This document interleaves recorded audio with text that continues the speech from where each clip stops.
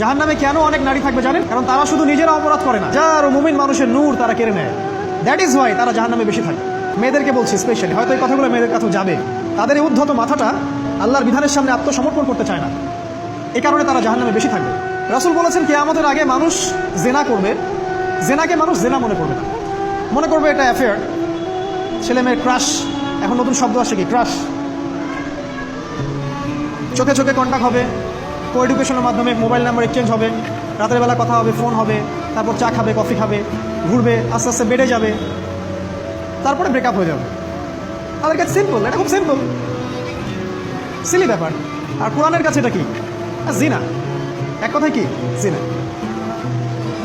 জিনায় লিপ্ত থাকা অবস্থায় দোয়া কবুল হয় না, কিন্তু মানুষ যদি এটা থেকে বের হয়ে তওবা করে আল্লাহর জন্য, তার দোয়া অনেক বড় মানুষের দোয়ার মতো কবুল হয়।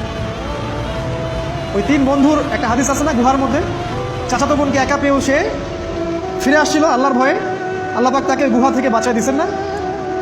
হাদিসটা পড়ে দেখবেন, অনেক বড় হাদিস। জিনা থেকে দূরে থাকলে হৃদয়ে নূর আসবে।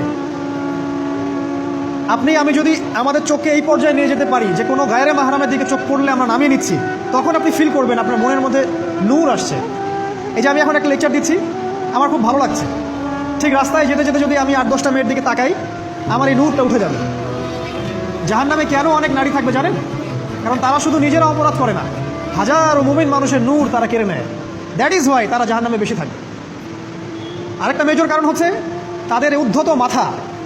মেয়েদেরকে বলছি স্পেশালি, হয়তো এই কথাগুলো মেয়েদের কাছেও যাবে।